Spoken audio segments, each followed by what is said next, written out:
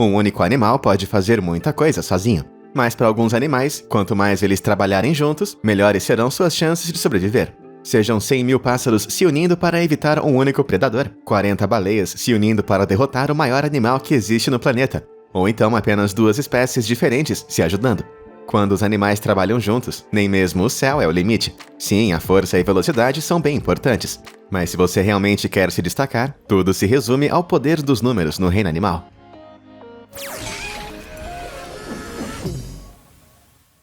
Estorninhos foram feitos para voar. Uma vez por ano, os estorninhos na Europa, assim como na América do Norte, fazem sua longa migração para o sul durante o inverno. Mas com apenas 18 a 23 centímetros de tamanho, os pássaros precisam uns dos outros para sobreviver. Por quê? Pois ao longo do caminho, eles são vulneráveis ao ataque de seus predadores cruéis. O falcão peregrino. Quando confrontado com o falcão faminto, a defesa do bando depende de sua força em números. Enquanto um estorninho encarando um falcão sozinho viraria um jantar, aos milhares ou mesmo centenas de milhares, essas aves meio que viram o jogo. Juntos, os estorninhos formam um murmúrio, onde os pássaros voam todos juntos em perfeita sincronia, e o resultado não é nada menos do que espetacular. E não é apenas praticamente impossível para um predador prever o que o murmúrio vai fazer a seguir, mas essas murmurações são capazes de se mover a velocidades superiores a 145 km por hora, deixando a ameaça comendo poeira. Mas como é possível que eles se movam em sincronia tão perto um do outro, e tão rápido sem bater um no outro? Os cientistas acreditam que cada estorninho se comunica com apenas alguns outros estorninhos próximos, e segue suas deixas e copia os seus movimentos em um processo conhecido como correlação livre de escala. Então, quando um pássaro move, os outros ao redor dele o copiam, como um pulso ondulando pelo bando. Mas esse não é um jeito infalível de evitar qualquer tipo de ameaça. Os falcões podem lançar uma ofensiva surpresa que pode isolar um pássaro do grupo. Dessa maneira, o predador tem uma chance muito maior contra apenas um pássaro, em oposição a centenas de milhares rolando um sobre o outro. Mas os estorninhos também estão preparados para isso. Eles constantemente mudam a murmuração, de modo que fica constantemente incerto quais pássaros estão liderando o grupo. Com isso, o falcão não tem ideia para onde o bando vai se mover em seguida, ou qual seria o pássaro mais fácil de isolar.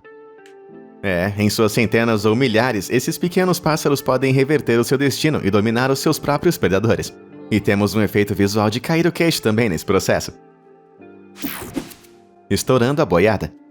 Vamos sair do céu e ir direto para a savana agora. É hora de conhecer alguns búfalos. Nas planícies amplas e abertas da África, os búfalos estão em constante perigo por conta de predadores do ecossistema, mais conhecidos como leões. Para se protegerem, os búfalos acabam se juntando, mas não em rebanhos de 10, ou mesmo 100, e sim em rebanhos com mais de 1000 desses animais.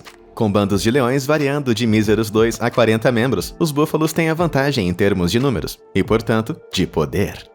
Ao viajar em grandes grupos como esse aqui, os búfalos são extremamente difíceis de se derrubar. Conforme o rebanho viaja, os búfalos mais jovens e mais fracos são protegidos no meio do grupo por um anel externo de membros mais fortes. Juntos, o rebanho pode cooperar para proteger os mais fracos, protegendo os alvos mais fáceis de ataque surpresa de leões. Mas eles não usam apenas os seus números para a defesa. Rebanhos de búfalos podem ir para a ofensiva também, perseguindo matilhas inteiras de leões, ou até mesmo espreitando os adormecidos. Os búfalos se unem e atacam a matilha, dispersando os leões que vão acordando no processo, e pisoteando os que não acordam. Um contra um, o leão pode ter uma vantagem, mas quando todo o rebanho decide atacar, os leões raramente têm uma chance. E mesmo que um leão consiga derrubar um búfalo, pode levar até quase 30 minutos para realmente matar o animal. Os búfalos têm peles incrivelmente duras, fazendo com que eles sejam bem mais difíceis de serem abatidos. Mas quando se trata de búfalos, se você atacar um deles, vai irritar todo o rebanho. Eles podem parecer bem saborosos para um leão, mas esses animais com certeza não são uma refeição fácil. O poder das abelhas.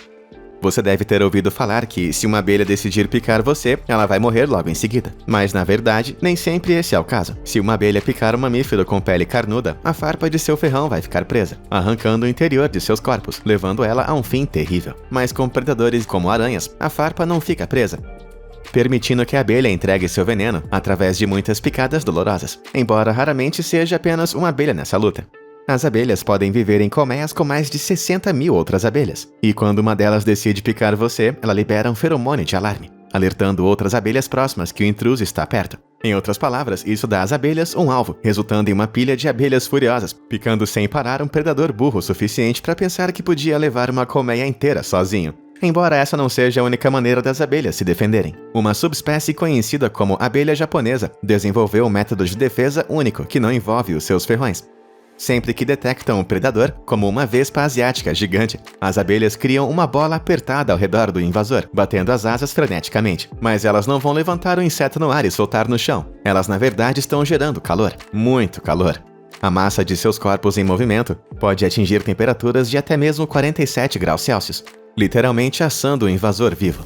Mas como que as próprias abelhas sobrevivem a esse calor todo? As abelhas japonesas podem sobreviver temperaturas mais ou menos 2,7 a 5 graus mais quentes do que vespas. Então, por incrível que pareça, elas controlam a temperatura compartilhada da bola de abelha, garantindo que não fique quente demais para elas, enquanto literalmente assam seu inimigo vivo. É isso que chamam de overkill? Agora, eu fiquei bem curioso. O que você acha que é pior? Ser pisoteado por 1000 búfalos ou ser assado até a morte por uma bola de abelhas? Se você prefere os búfalos, então clique no botão de curtir. Se você prefere as abelhas, então se inscreva. E se você acha as duas opções aterrorizantes, então aperte os dois. Beleza? Agora, onde que eu tava? Ah, sim. Mas que rebanho! Qualquer agricultor vai dizer que as ovelhas são um dos animais mais idiotas do planeta. Mas quando elas se reúnem em um bando, isso pode mudar. Em grupos que podem variar de 5 a 500 animais, as ovelhas começam a exibir o que é conhecido como comportamento de rebanho. Elas vão se reunir perto uma da outra, ficam estressadas quando separadas de seus membros do rebanho e vão seguir o seu líder sem pensar. Então, se uma ovelha começar a se mover, o resto geralmente vai seguir. Não importa o tamanho do rebanho ou o tamanho da lacuna que todos precisam passar.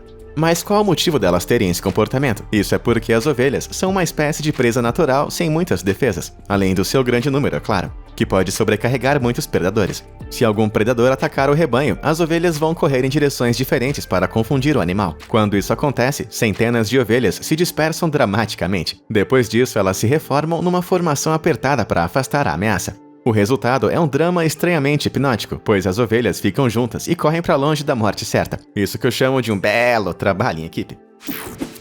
Seguindo o líder.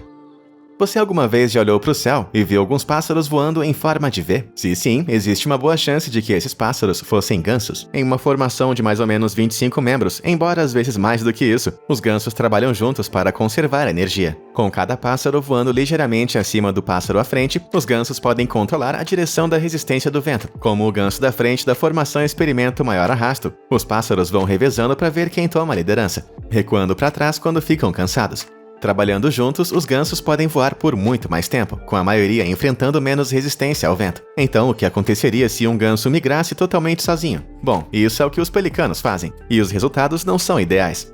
Lutando contra o vento sozinho, um único pelicano é forçado a bater as asas com muito mais frequência, causando tensão e uma frequência cardíaca mais alta. Um bando de gansos, por outro lado, gasta bem menos energia total, então eles podem voar por mais tempo. Não apenas isso, mas a formação em V significa que os gansos podem garantir que todo o grupo esteja junto. Ao voar em condições difíceis, com o risco de uma ave de rapina se aproximando a qualquer momento, os gansos precisam saber quem está com eles e quem não conseguiu. E se você sentir que notou essa forma em outro lugar, pode ser porque os pilotos de caça viajam da mesma formação exatamente pelo mesmo motivo. É isso mesmo, em uma formação segura como essa, não há nenhum lugar na Terra que os gansos não possam chegar. Viajando de graça. Geralmente, os animais sabem que ter muitos membros em seu grupo pode ser prejudicial para a sobrevivência. Mas nem sempre esse é o caso. Enquanto ácaros e besouros carniceiros são adeptos a trabalharem juntos, às vezes o grande número de ácaros pode se tornar bem esmagador.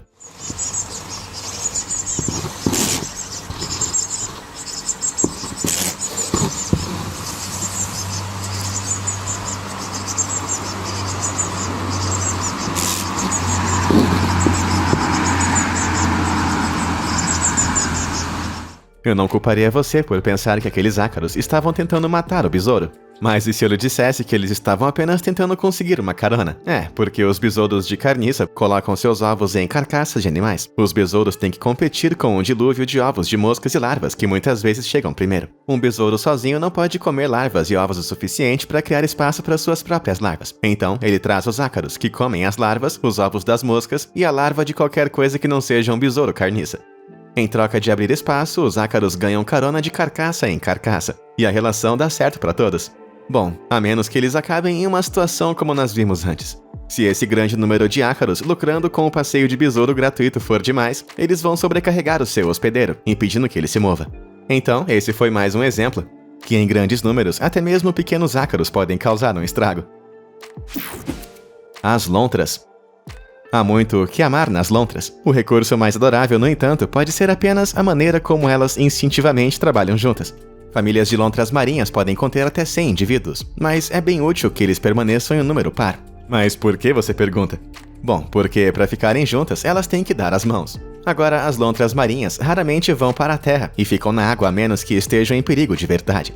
Por conta disso, precisam de um jeito de ficar juntos mesmo quando estão dormindo. Então, elas travam as patas sempre que tiram uma soneca para evitar que o outro flutue. Em alguns casos, uma lontra macho vai iniciar o aperto de mão com lontras fêmeas para literalmente manter os seus companheiros. Isso comunica às outras lontras que a fêmea já encontrou seu parceiro de acasalamento e que o macho pode ser meio controlador demais. Por mais espertas que sejam, essa não é a única forma que as lontras adaptaram para se ajudar. Apesar de seu pequeno tamanho, a maioria das espécies de lontras mostra imensa bravura quando enfrentando uma ameaça. É isso mesmo, se a família está sob ataque, não há nada que o grupo não faça para afastar essa ameaça. As lontras de rio são conhecidas por matar jacarés que vêm ao seu lago em busca de comida, ou numa luta que elas com certeza teriam perdido. As lontras gigantes podem assustar até mesmo onças ao se unirem para intimidar o grande felino. Às vezes as coisas não são bem o que parecem. Galinhas da Angola. O próximo animal em nossa lista de criaturas cooperativas são as galinhas da Angola, que são encontradas na África subsaariana. Pode ser apenas a minha impressão, mas elas não parecem com os personagens de A Fuga das Galinhas pra você? Enfim, assim como essas galinhas, as galinhas da Angola entendem a importância de trabalhar em conjunto para alcançar os seus objetivos. Em uma fazenda, as galinhas da Angola estão à mercê de predadores. Os pássaros bem sociais, que prosperam em grupos de pelo menos 6, trabalham juntos para fazer um barulho intimidador que assusta o inimigo.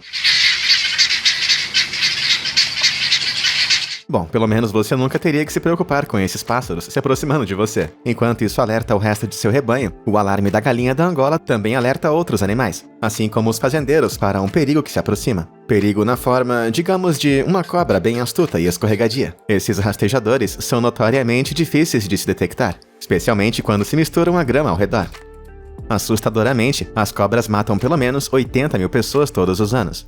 Imagine as galinhas da Angola, mas elas não são tão vulneráveis quanto parecem. Em grupos que variam de aproximadamente 20 a 30 membros, as galinhas da Angola são conhecidas por cercar pequenas cobras com menos de 30 centímetros de comprimento e bicam até a morte. A cobra pode ser capaz de enfrentar uma ou duas, mas não tem chance de lutar contra tantos bicos assim. Parece que esses pássaros podem ser o dissuador de cobras perfeito para qualquer fazendeiro, desde que possam lidar com os gritos. Dentes amigos. Então, nós vimos como animais podem alcançar o poder se unindo, mas nem toda a cooperação animal depende apenas de números. Por incrível que pareça, dois animais sem absolutamente nada em comum, como o crocodilo e o pássaro plover, podem encontrar um jeito de ajudar um ao outro por meio dos... dentes? Eu concordo que não tem nada mais irritante do que ficar com alguma coisa presa entre os dentes, algo que afeta humanos e alguns animais. Mas sem nenhum dentista ou, você sabe, dedos. Os crocodilos precisam de uma ajudinha para tirar aqueles pedaços irritantes de comida, detritos e até parasitas dos dentes. É aí que entra o pássaro tarambola egípcio. Crocodilos geralmente vão manter a boca aberta para evitar o superaquecimento, e enquanto fazem isso, o pássaro voa para os dentes do crocodilo e começa a pegar a comida. Para tarambola, é um jeito bacana de pegar uma refeição, e para o crocodilo, uma limpeza muito conveniente. A boca de um crocodilo pode ser propensa a infecções, então uma visitinha desse dentista aéreo pode ajudar bastante. O fato de que esse carnívoro incrível não tenta comer o tarambola enquanto está desamparado em sua boca apenas mostra a apreciação desse predador no topo da cadeia alimentar. Ou pelo menos a coragem do pássaro. Enguias e moreias. Existem muitas coisas que a moreia pode fazer que nós, seres humanos, não podemos. Cheirar a sua presa, produzir muco carregado de toxinas e, você sabe, respirar embaixo d'água. Mas se tem uma coisa que essas criaturas marinhas não conseguem fazer, é limpar os seus dentes. Para contornar isso, as moreias se unem aos dentistas do oceano, o Bodião Blue Stripe Cleaner. Conforme as enguias abrem e fecham a boca ritmicamente, esses peixinhos viajam dentro da boca da enguia, comendo os parasitas e tecido morto que tem dentro. Dessa forma, a enguia e o bodião têm um benefício mútuo. A pele e os dentes da enguia são mantidos limpos e saudáveis, e o bodião tem uma refeição e proteção contra peixes maiores. Na verdade, os bodiões valorizam tanto esse relacionamento que não param apenas nas enguias. Esses carinhas são conhecidos por limpar arraias-manta, garoupas e até mesmo barracudas. Então, se você tiver medo de dentistas, por que não pegar um bodião mais limpo para ajudar você? Brincadeira, hein? Ver um profissional sempre vai ser melhor do que enfiar um peixe indefeso dentro de sua boca. Parentes assassinos. Uma única orca é uma visão bastante intimidante. Digo, elas também são conhecidas como baleias assassinas por um motivo, não é mesmo? Então imagine a ameaça representada por grandes grupos entre 10 a 40 dessas baleias bem preocupantes. Além disso, um bando de orcas fica unida por toda a sua vida, dando ao grupo bastante tempo para trabalhar em sua coordenação. Uma vez que a próxima refeição é encontrada, as orcas trabalham juntas para isolar suas presas em pequenos grupos. Com todo o bando unido, elas podem perseguir, brincar e esgotar as suas presas até que estejam fracas o suficiente para que parem de lutar. Digamos que 10 baleias estejam caçando. A energia é dividida entre o grupo. Isso quer dizer que cada baleia individual está exercendo muito menos energia do que caçando sozinha. E quanto mais orcas houver no grupo, mais fácil vai ser cercar a presa que estão atacando. Isso evita perseguições longas e cansativas, ajudando as orcas a economizar ainda mais energia. Só que o mais assustador é que essas orcas estão cientes de que têm mais poder quanto a mais delas. Então, na verdade, elas podem ficar tão poderosas que os bandos são conhecidos por fazer refeições com uma série de criaturas marinhas intimidantes, como lulas gigantes, golfinhos, cachalotes e até mesmo baleias azuis. As orcas não têm problemas em enfrentar o maior animal do planeta inteiro, que pode atingir até mais de 30 metros de comprimento e pesar incríveis 200 toneladas. Mas como que elas conseguem caçar presas tão grandes assim? Primeiro, as orcas vão cercar o seu alvo, tornando muito mais difícil para o animal escapar. Elas também vão se comunicar debaixo d'água, usando um sistema complexo de chamados de áudio. Isso garante que cada orca esteja exatamente onde ela precisa estar, ou seja, qualquer ataque que fizerem será um esquema coordenado letalmente. Eu realmente não sei se eu fico mais fascinado ou aterrorizado com isso. Segura aí! Nos fortes ventos antárticos de quase 200 km por hora, e com temperaturas caindo a até mesmo menos 50 graus Celsius, os pinguins imperadores têm dificuldades em se manter aquecidos. É por isso que esses pássaros resistentes vivem em colônias com até mesmo 10 mil outros, não apenas para o apoio moral, mas para ficarem quentinhos. Para preservar o precioso calor corporal enquanto estão em terra, os pinguins imperadores se amontoam, de costas para o vento, de cabeça baixa e compartilham o calor corporal. Nesses números enormes, os pinguins devem ficar bem embalados. Se um pinguim der um único passo, todo o grupo deve se mover para acomodar o espaço aberto e se manterem aquecidos. Algumas pesquisas sugeriram que eles fazem pequenos movimentos a cada 30 a 60 segundos, viajando mais ou menos de 5 a 10 centímetros por passo. Portanto, com o tempo, isso leva a uma grande reorganização do gingado, de modo que aqueles que estão na borda acabam ficando super quentinhos no meio. Em tempo real, pode parecer que os pinguins estejam parados. Não é tão interessante no começo, mas as filmagens com time-lapse contam uma história bem diferente. A essa velocidade, vemos como os pinguins estão se movendo em ondas. Essas ondas movem o grupo em massa, e são instigadas quando um novo pinguim se junta ao grupo. Por mais aconchegante que pareça, os pinguins individuais geralmente passam apenas uns 50 minutos amontoados. Isso porque as temperaturas no interior podem ficar muito quentes, atingindo até 38 graus. E esses pássaros não podem aguentar muito calor. Então, se você não aguenta o calorão, saia da multidão. Colegas de caça. Agora nós vimos como as presas podem trabalhar juntas, mas você sabia que os predadores podem fazer a mesma coisa? Vamos pegar o coiote e o texugo como exemplo. Quando esses dois predadores se encontram na natureza, eles não lutam. Ao invés disso, eles decidem trabalhar juntos, dobrando seu poder de caça. Mas aqui está o mais curioso. Os coiotes são criaturas solitárias na maioria das vezes, vivendo sozinhos ou em grupos familiares soltos. O benefício de se unir a um texugo é que, ao caçar presas evasivas, o coiote tem a função de governar as áreas acima do solo, enquanto no subsolo o texugo reina supremo. Enquanto estiver caçando, o coiote vai perseguir a presa no nível do solo, com o texugo pronto para assumir o controle caso vá para o subsolo. Digamos que a presa seja um animal de toca, como um esquilo terrestre. Os coiotes que trabalham com texugos pegam 1/3 a mais dos esquilos do que coiotes que trabalham sozinhos. Mas isso não quer dizer que esses animais necessariamente gostam um do outro. Eles ainda estão competindo pela mesma refeição. No entanto, os dois conservam energia quando dividem o trabalho entre eles. Isso significa menos trabalho por mais comida, que é o que eu chamaria de uma situação de ganha-ganha. Perigo do golfinho. Não existe uma criatura mais temida por todo o oceano do que um tubarão. Seja quem for, peixe ou amigo, se um tubarão colocar as mandíbulas em você, você está indo direto para um túmulo aquático. A menos, é claro, que você seja um golfinho nariz de garrafa. No passado, os golfinhos eram conhecidos por matar tubarões. E enquanto um golfinho nunca poderia fazer isso sozinho, em grupos de mais ou menos 20 deles, eles podem montar um ataque bem poderoso, embora não seja uma tarefa fácil. Algumas espécies, como o grande tubarão branco, podem crescer a até incríveis 6,40 metros. e tem uma pele resistente parecida a uma lixa, que apenas dentes afiados como os deles podem perfurar. Em comparação, os golfinhos nariz de garrafa podem atingir até 3,70 metros, e a sua pele macia é mais fácil de perfurar. Mas a vantagem que os golfinhos têm está em sua agilidade, velocidade e tamanho do gingado. Enquanto os tubarões são caçadores relativamente lentos e solitários, os golfinhos são animais ágeis e sociais que nadam em defesa de um membro do grupo, no caso de um ataque. E os focinhos dos golfinhos são feitos de osso grosso com acabamento rombudo, que é capaz de desferir um poderoso golpe no tubarão, principalmente no ventre macio do tubarão. Mesmo que isso não machuque o tubarão fatalmente falando, esses golpes repetidos podem ser suficientes para fazê-lo pensar 2 vezes antes de atacar um golfinho. Eu acho que a maré virou agora. Bubbles e Bella. Até agora nós vimos animais ao redor do mundo, forçados a confiar uns nos outros para sobreviver. Mas você sabe o que realmente iria derreter o meu coração? Se 2 animais de espécies diferentes, de alguma forma, formassem uma amizade próxima. Dá só uma olhada nisso. Eu lhe apresento Bubbles, um elefante africano, e Bella, um labrador preto. Ambos são moradores do Myrtle Beach Safari, em South Carolina, e se tornaram melhores amigos ao longo do tempo. E os dois podem ser vistos brincando um com o outro na água. Bubbles gosta de jogar uma bola com sua tromba, enquanto Bella pula das costas de Bubbles e nada para recuperar a bola. Se você não achar isso totalmente adorável, eu não sei o que vai ser. Bubbles originalmente veio da África, mas foi para o santuário em 1983, depois que seus pais foram mortos por caçadores por suas presas de marfim. Ela foi bem cuidada, e até apareceu nas telonas em Ace Ventura, When Nature Calls. Mas no ano de 2007, um empreiteiro que o santuário havia contratado para construir uma piscina abandonou seu filhote de labrador preto por lá. Em vez de ansiar por seu dono, ela formou um vínculo improvável, mas incrivelmente próximo com Bubbles através de seu amor compartilhado por travessuras aquáticas. E até os dias de hoje, a dupla dinâmica é totalmente inseparável. Provavelmente porque é bem útil ter um amigo que também serve como trampolim, não é mesmo? Mas e aí, qual dessas cooperações de animais você achou que foi a mais incrível? E você já conseguiu ver algumas dessas cooperações com seus próprios olhos? Diz aí pra mim nos comentários abaixo. Muito obrigado por assistir e até a próxima!